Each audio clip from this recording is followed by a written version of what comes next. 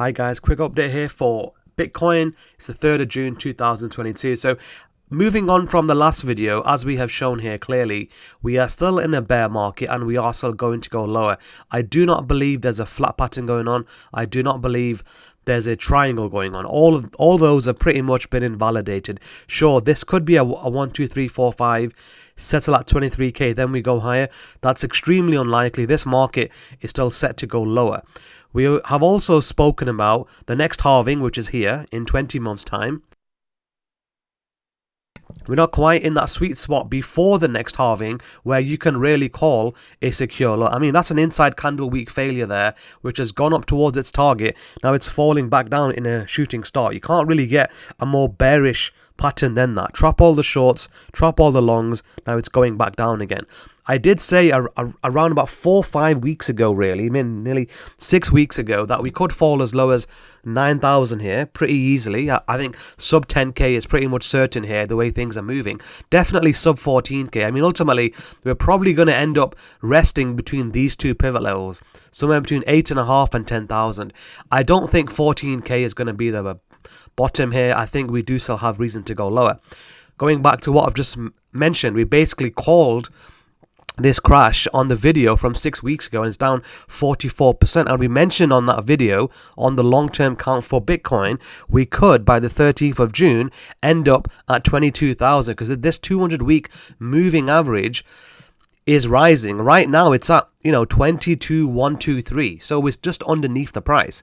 Obviously, I don't feel this line is going to hold. I feel it is going to break and the market is going to, whilst it might bounce here short term, it's probably going to get underneath the price as the price ends up doing this and then end up falling back down again, okay? I just don't think one line can save Bitcoin. The only line that's important here is the line which looks something like this, and that is not a line, that is an arrow, and that is going to go lower. Now, if we bring in the Wall Street cheat sheet, which really is forced upon anyone who is involved in the stock market who doesn't know what they're doing, you could argue this move right here is the complacency. We're now in the anxiety mode. Why am I getting margin calls? The dip is taking longer than expected.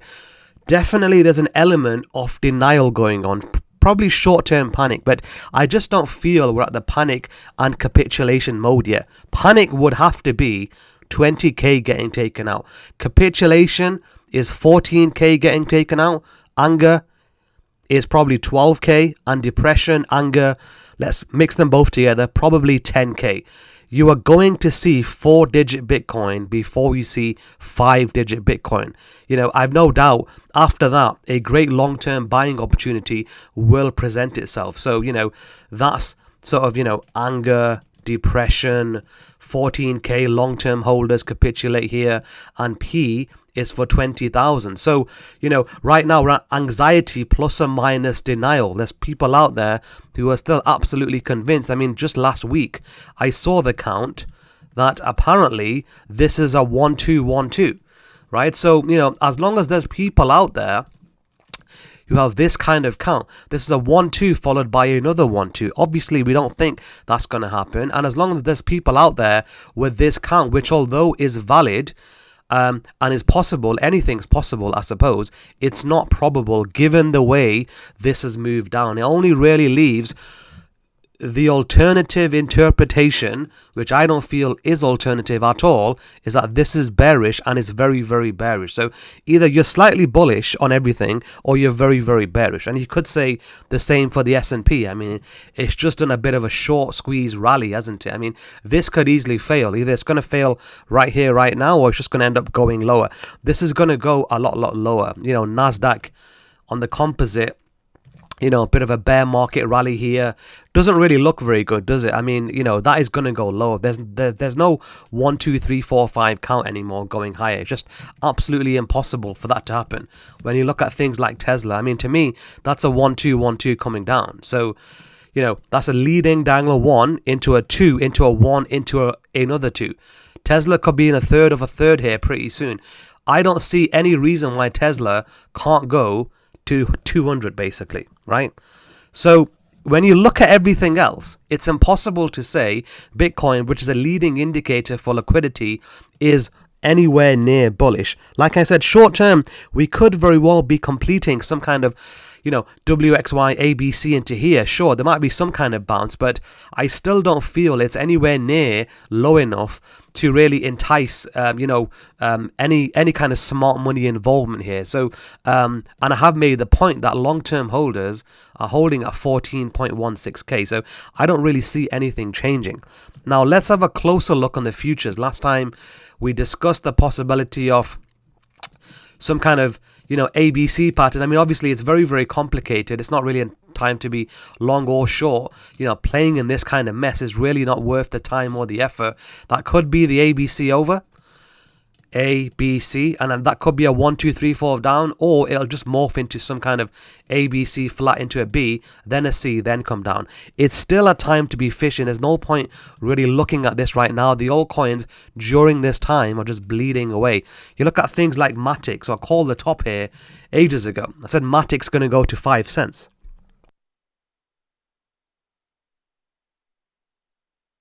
So if Matic can go to 1 nickel, right? Why should Bitcoin go higher? How is it possible that Bitcoin can be in a flat pattern if we're saying, Matic can go to 1 nickel, right? XRP, we still haven't changed the opinion here. Still going to go to 6 cents. I mean, where can we get the highest, the longest time frame here? Is it on Bitstamp, I believe?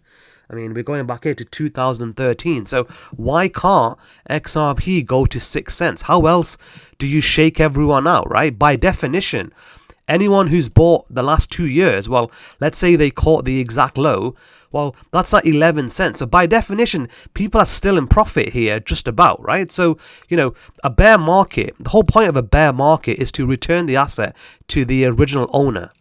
Granddad Morgan, basically. So how do you get this back to Morgan, right? Well, you got to bring it back down. So to me, and then, XRP could be in for a huge run. So there's no doubt longer term, that could be a 1, right? So, XRP could go to $300 after that. I'm obviously not making that call right now, but all I'm saying is this market still has to go lower. You look at AVAX. No, it's not AVAX.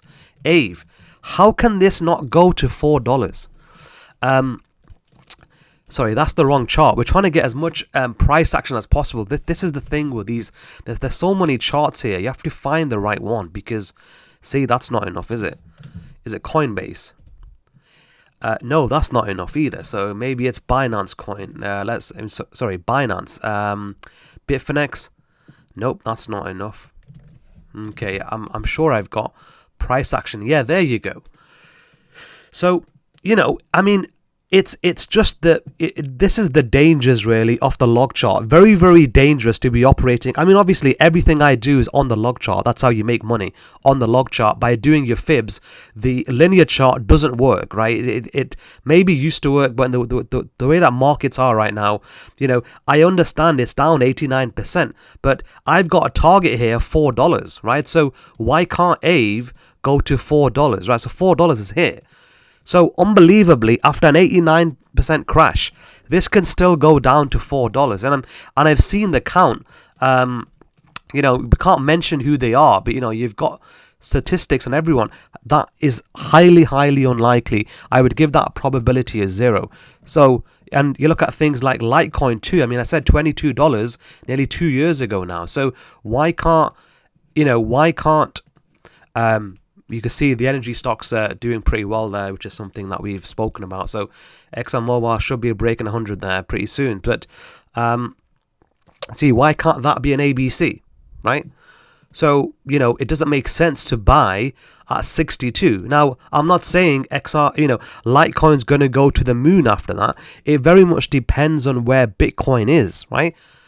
There's no way really of knowing. Obviously, we can guesstimate and say, okay, you take off maybe, 63% off the price of Litecoin, but that doesn't necessarily mean you shaving off 63 from Bitcoin. It could be less than that because the altcoins always move more. But the point being, there's a time to be long, there's a time to be short, there's a time to be fishing.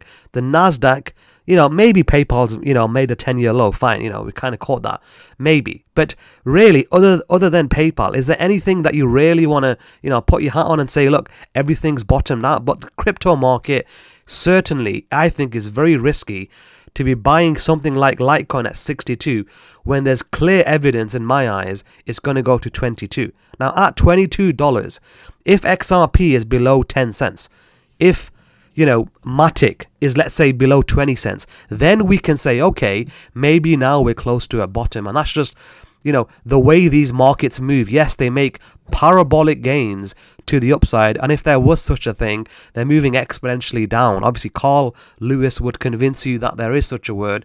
Obviously, there's not. And, I don't really think that there's anything much more to add to that. So, those are the interpretations. Now, let's just have a quick look at a few more things which are always relevant to have a look at. So, long-term dollar bullish.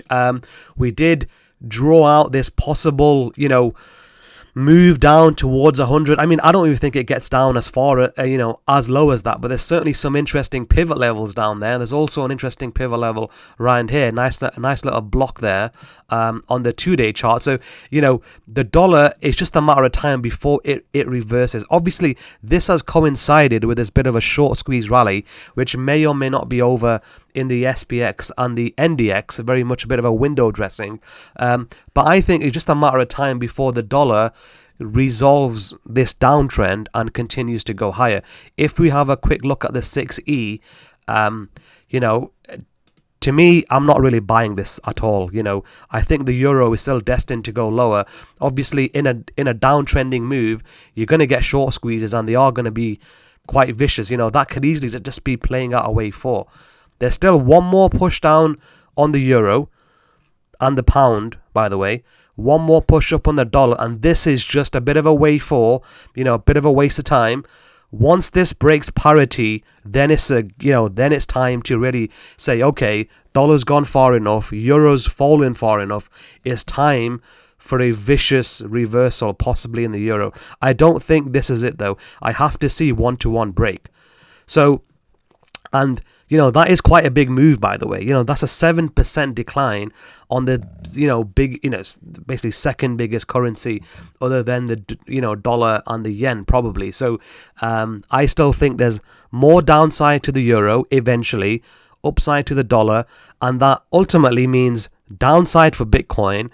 And for the altcoins, well, they're always going to move more, aren't they? So there's a couple of leading indicators here that I'm looking at with the altcoins. There's about 15 of them that we cover regularly in the group, but they still have lower to go. So I don't really think there's much to update here. So let's just finish off with Bitcoin then. Yeah, there's not really much to update. I don't like this candlestick setup here. Let's pull it up on this chart here. So ultimately, we've spoken about this sort of back test, maybe 35k if you're lucky. Doesn't look as though it's going to get there. It's obviously come back and filled out this gap. We believe the eventual target here, I think it settles somewhere in this kind of zone. Let's call it 10k, 8.6k. I don't want to give an accurate target there.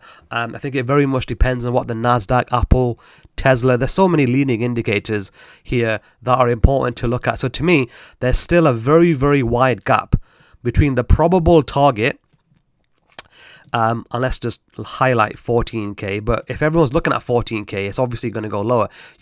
On the log chart, unfortunately, that is a huge move still. So still 67% drawdown here, and this pattern I really don't like. I've seen this pattern too many times. Just that is inside candle failure to trap the shorts to go long. Now it's trapped all the long, so you can't really get a more bearish setup than that. I really don't think this line is going to break, and clearly this line will cause a bit of capitulation too. So there you go, panic, capitulation. So panic 20k, capitulation 14k, anger and depression here, and unfortunately then we can round out a bottom. Then we say, okay, well then what is the long-term count? Well then we start looking at some interesting things. We say, okay, if it's made its way all the way back down to 8, 9, 10k, somewhere here, let's just say, I don't know, somewhere around here, 10k, well, that's a different story then. Then at least you can say, okay, maybe now we're in some kind of bullish leg.